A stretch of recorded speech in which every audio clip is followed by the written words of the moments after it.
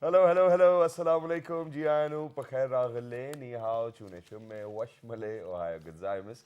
Guten Morgen, Privet, hi, hugs and hellos, and Khush Amadid.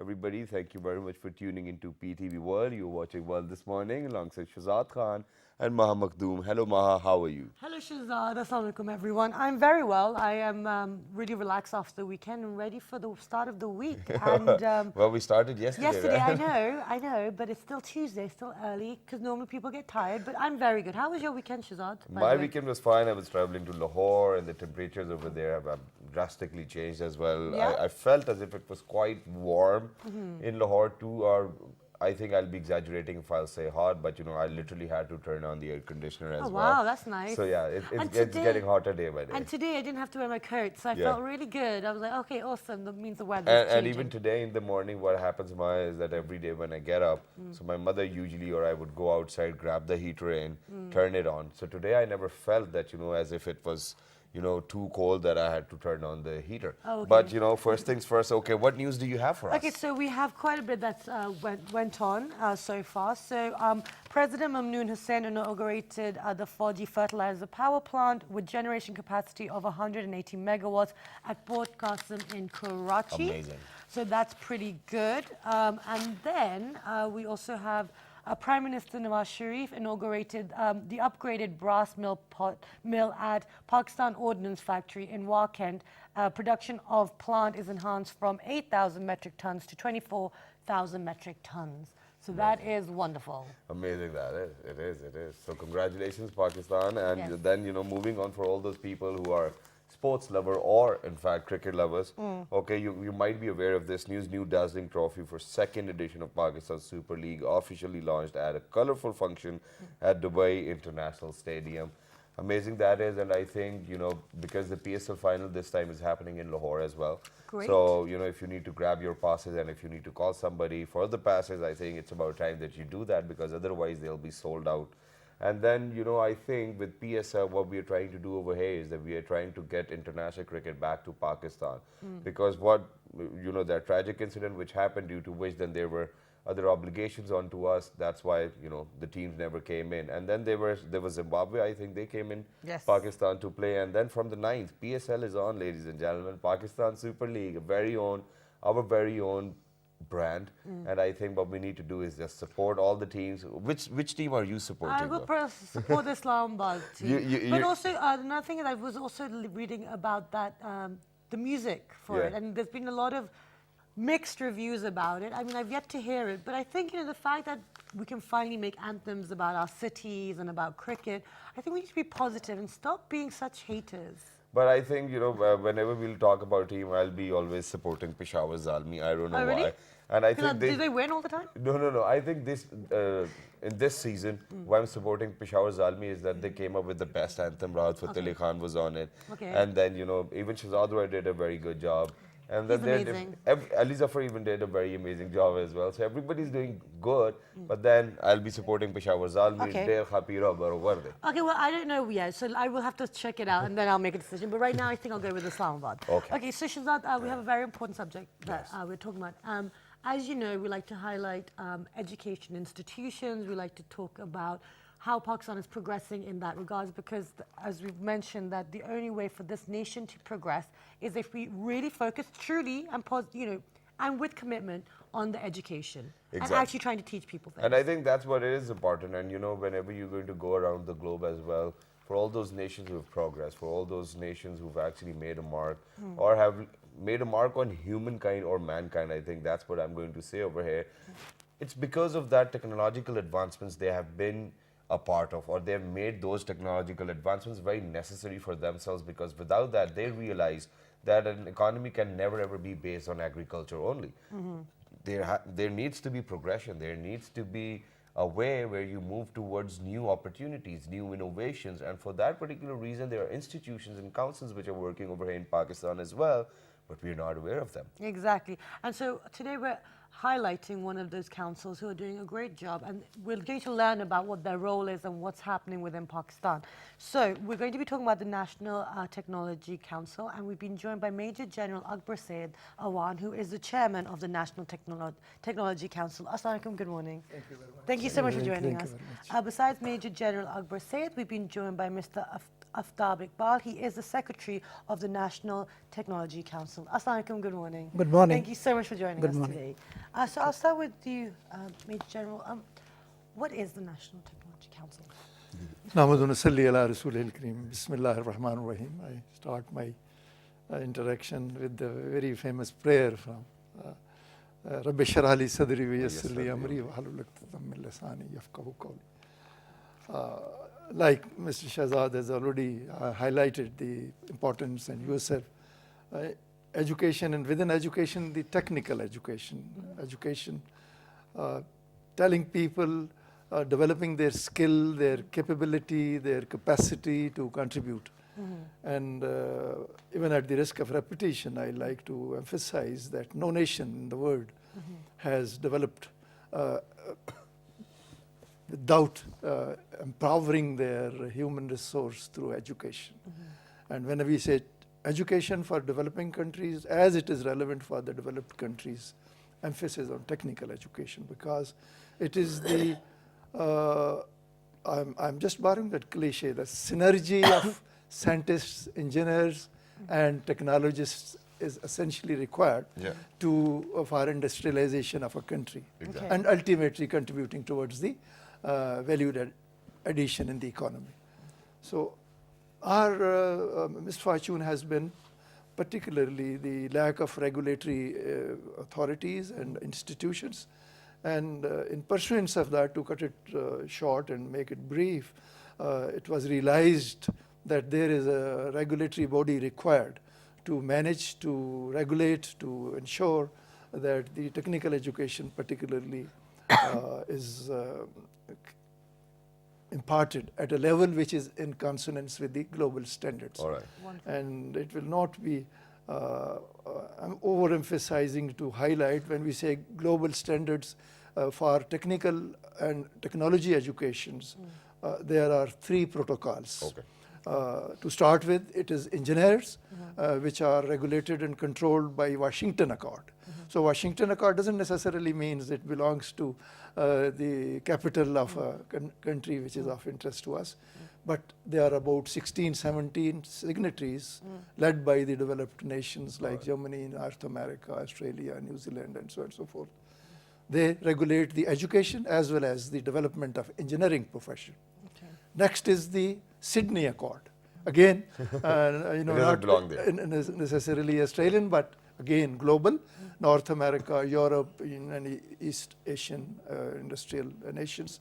They are the ones which are Sydney Accord stipulates regulation and standardization of technology education. Right. Technology education, I want to emphasize. We will come to what technology and engineering is all about. And there is yet another third, very little known protocol by the name of Dublin Accord. Again, not necessarily Irish, it is global, which regulates the training and capacity building of technicians per se at the grassroots level.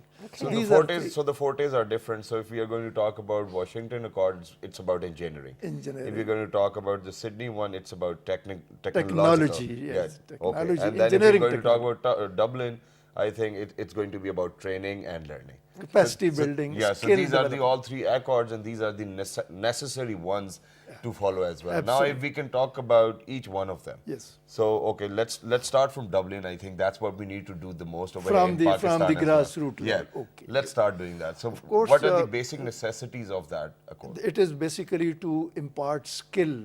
That when we say skill, the capability of an individual to do work with his own hands.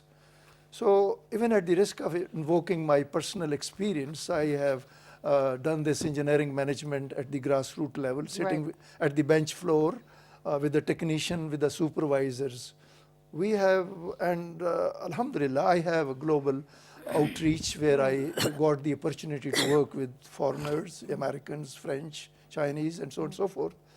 And I am making a very well considered statement that our skill man, our technician is second to none in terms of innovation, ingenuity, and capacity to work hard and to innovate, which is the scarlet thread. And if an effort is made at the national level to develop his capacity and familiarize him with the international standard, I think we can always compete with any one of the developed countries. Excellent. These are technicians basically whose capacity to do, for instance, a welder, a machinist, and carpenter, electrician, and so on and so forth. I think we are best at it. Yes. Yeah, we're very good. Okay, so now we briefly touched upon the accreditation. It's about ensuring the quality of education that is given to the students. But I'd like to move on to Mr. Aftab. Why is it important, and how is the process of accreditation in Pakistan for these colleges and universities and courses? Accreditation, of course, ensure quality of education. Yeah. And we impart accreditation to the institutions who are running 4 years technology programs at bachelor level. And our accreditation system is based on OBE, outcome-based education system. Right. This is basically the very aim that the graduates that come out from our higher education institutions, they are equipped with certain personality traits that their transformation from school to work is eased. Okay. They smoothly go to the practical side.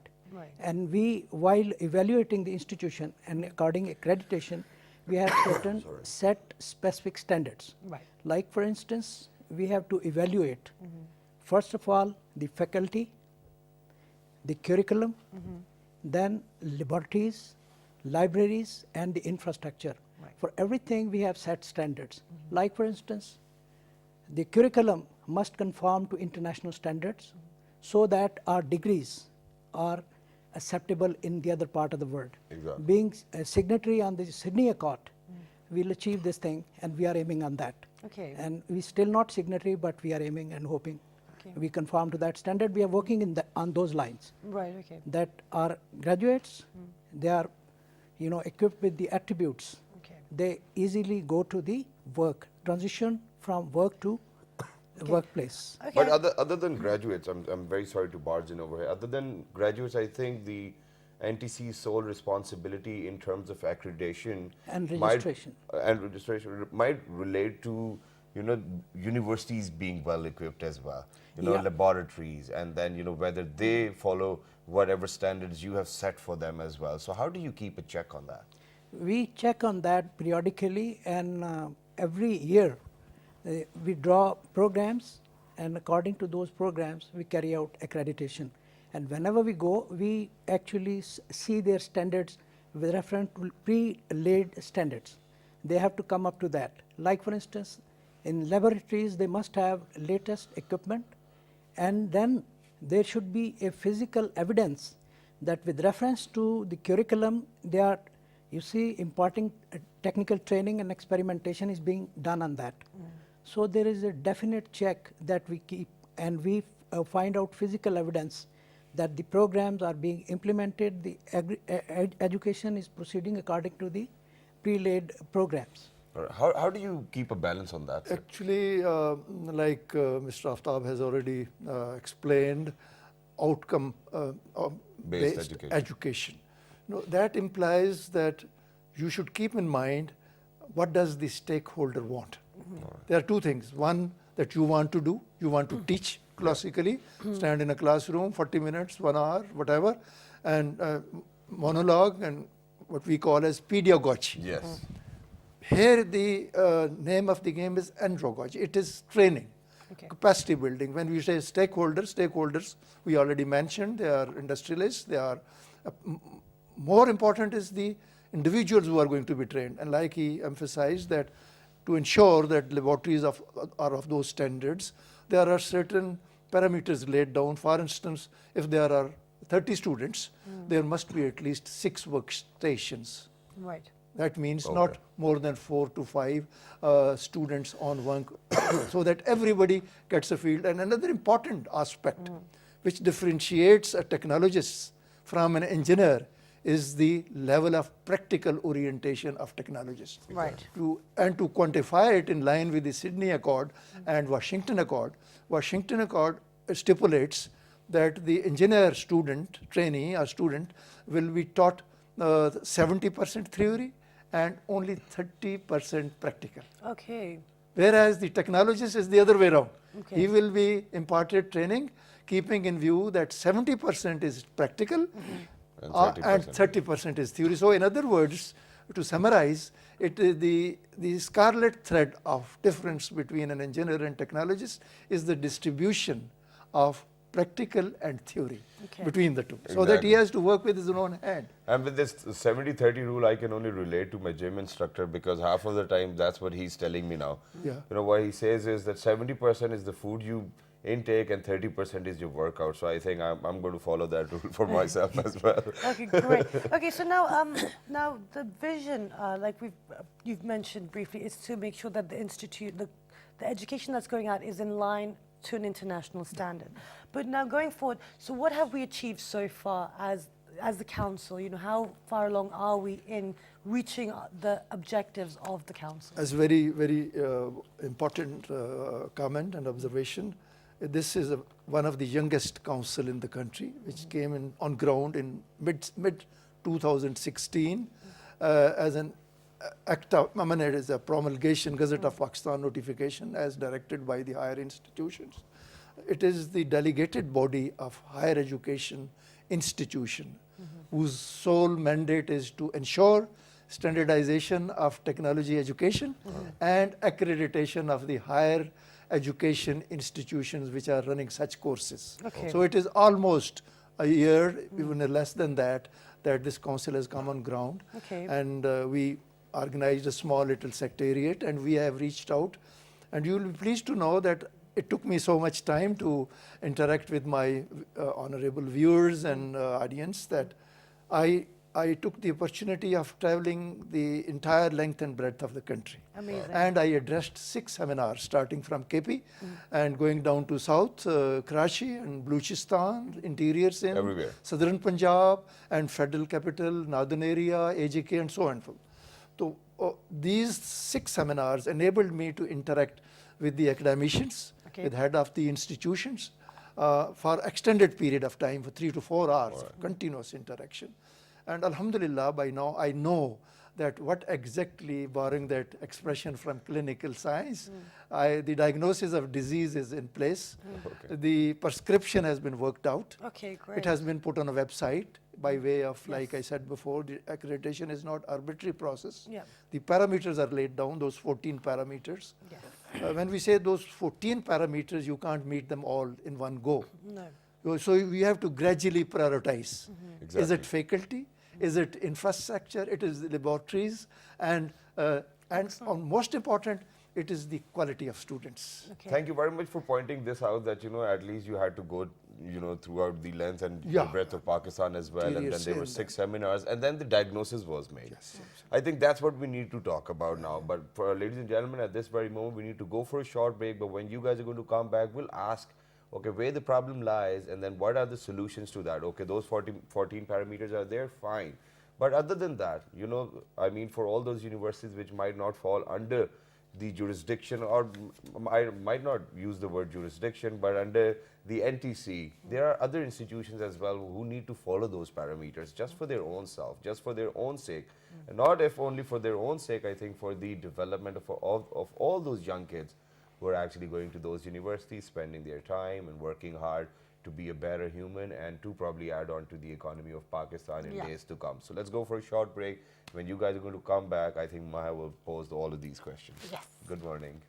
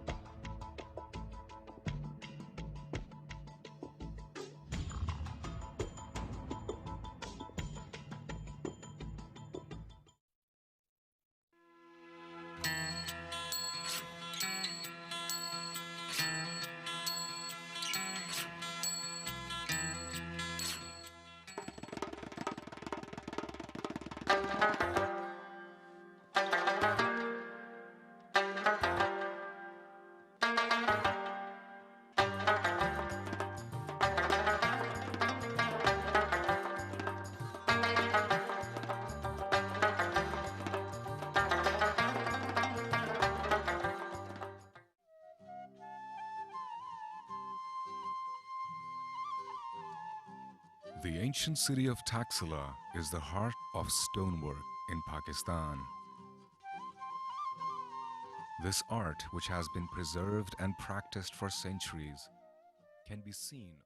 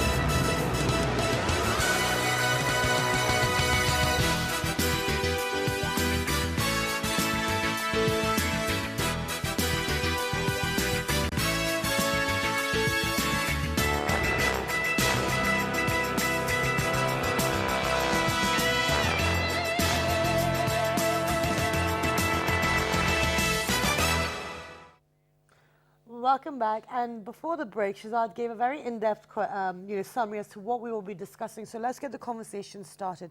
We're talking about the diagnosis now. So you traveled all across Pakistan to see what the problems were, what the issues were. So what diagnosis do we have? Actually, I am a very strong proponent of this principle that instead of letting the problem walk up to you and take a gargantuan profile, you go up to the problem. So that is in line with that principle that I traveled to the places that I mentioned, interior Sindh, southern Punjab, North, Lahore, Fayetteville. KP, and Baluchistan, and Karachi, of course. It's always pleasure visiting that city. There, one found out to shock that the infrastructure, the institutions which are running the technology courses, they are far, far from being adequately equipped to do justice to this very vital postulate of development, that is technological development. And on top of it is the trainers, the trained teachers. As they say, you gauge a standard of a society by way of looking at its teachers. Without naming those institutions or countries, people bring professors to run the cabinet affairs or highest profiles, and after doing 4 years, 8 years, tenure, they go back to the universities. So unfortunately, this did not happen in our educational environment. So consequently, the technology education, inclusive of other facets of education, they were adversely affected, obviously.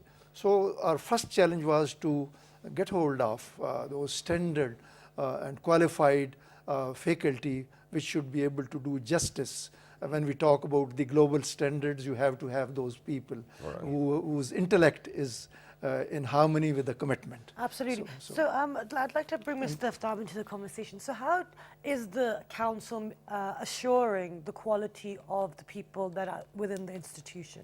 Or does that fall under the jurisdiction or not? Yeah, to ensure quality of education, we in fact look at the parameters including curriculum, faculty, competence. Okay. That's important, that they are equipped with the wherewithal and they have the software to impart that specific knowledge to the students, and they are backed with the infrastructure like laboratories.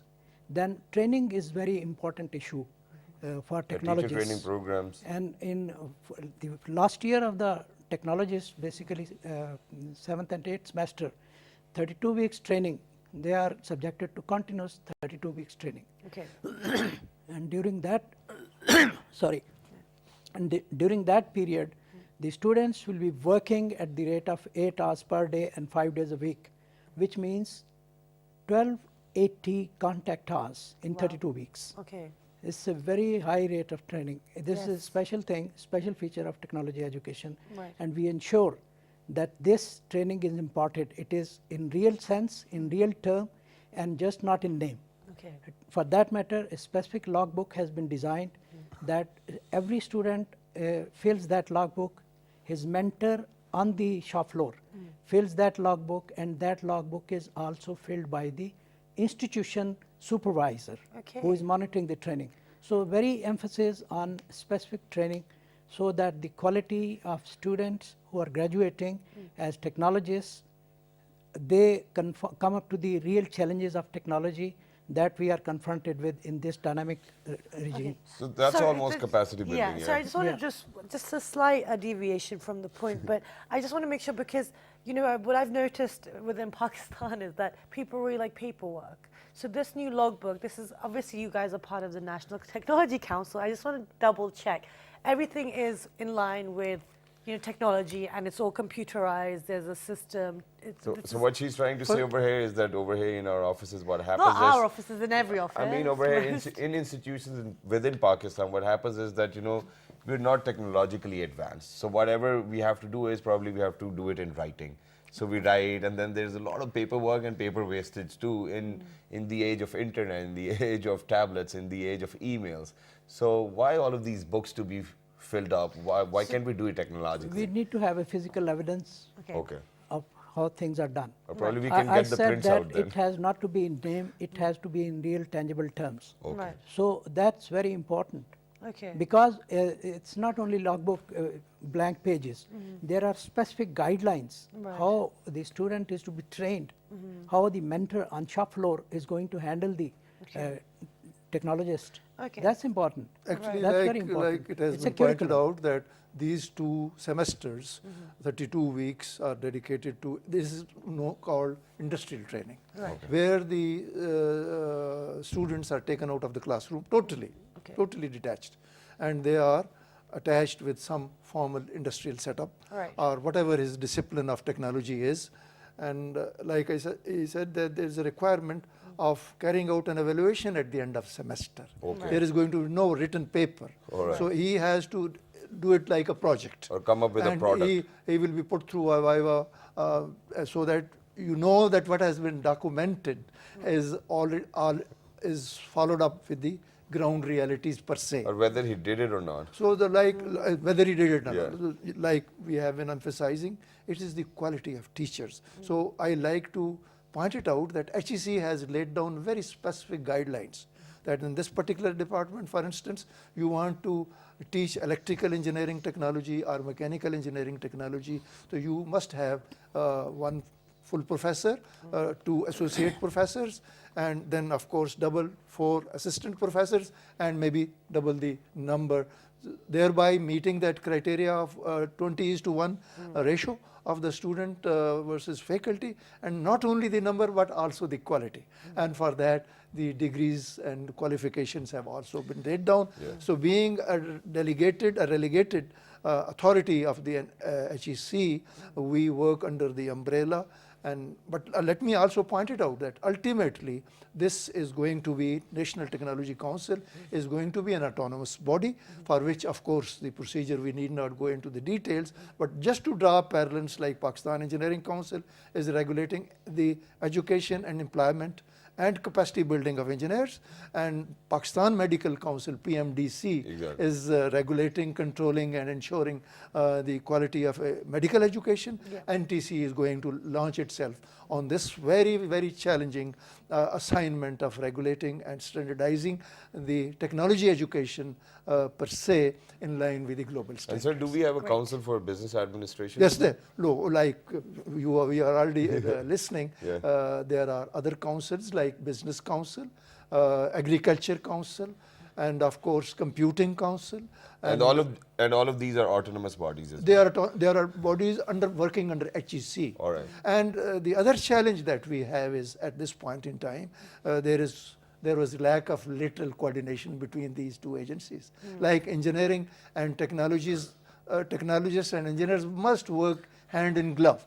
So until and unless at the institutional level there is a coordination, there is a consonance of vision and approach, the synergy that we are talking about again and again will never be achieved. Sir, I'm sure and I'm very faithful of the fact that that NTC is going to do a great job as well, and you're going to do wonders Inshallah. for all Sounds of our very coming positive. generations. But one last thing before we wrap up the show as well, that is, So as chairman, NTC, do you think that any of your friends or family members whose son never got or daughter never got an admission in a technological school or an engineering school, they can probably call you and ask you for help that, okay, can you help us out over here? Will you help them out or you won't? Shahzad Saab, an excellent observation and pointing to a suggestion. The vision that we talked about, transforming Pakistan through industrialization and development of technology education, the vision that I have given to my team and the message that I've left with in those 6 seminars is that NTC is a facilitator. It is not going to be a big brother watching. We will only tell you that these are the global standards, and we laid down the parameters, put it on a website, all transparent, all open, particularly the students that you talked about. Let me share with you that I have a daughter who is a doctor, a cardiologist, and I have another daughter who is an engineer, following my footsteps, and I have a son who is an IT expert. Excellent. So we cover the entire spectrum. So I know exactly, spent my life in engineering education, both sides of the divide, getting education and then teaching. For about 20 years I was in NAST, and I just was pointing it out to Mr. Jamshed that the PTV, the pioneer station in Lahore, started off with our batch of graduate engineers who became resident engineers there. Akhtar Dad and Mr. Zubair and those legends in TV. So TV as a subject is taught. So coming back to this facilitation, this is the scarlet thread of the NTC, facilitation for the parents, facilitation for the technologists, and facilitation for the higher education institutions which are running these courses. Wonderful, thank you so much.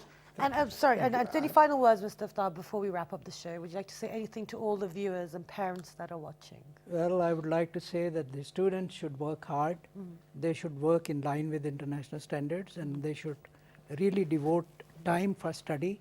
And these days, IT problems, internet problems, they are mostly taking time away from the students, which should not. They have rest of the life to do many things, but this is the time of their youth. They should spend their energies to build themselves, to build the nation. Wonderful. Thank you so much for your time. It was an absolute pleasure. And best I'm of luck grateful with implementation. to PTV and to you, Thank you. Shahzad, and my daughter, that you have given me this opportunity to pass the message. Inshallah, we'll continue. And Yes, absolutely. And with this, I would love to wrap up with a saying by Jack Ma, who's the founder of Alibaba, and he said that, I don't want my kids to be the toppers. I don't want my kids to be somewhere at the end as well or the bottom. I want them to be somewhere in the middle in terms of performance academically, because that's when you can actually learn other skills. Absolutely wonderful. With that note, I hope you guys enjoyed the show, and do log on to our Facebook fan page, Which is with the name of World This Morning. our Twitter page, World This Morning with RDG. our Daily Mission YouTube page, World This Morning and World This Morning. and the repeat is at 11 p.m. Have a wonderful day, and we will see you bright and early tomorrow. Till the next time, 1, 2, 3, Good good morning. Good morning, God. Excellent. That's wonderful work.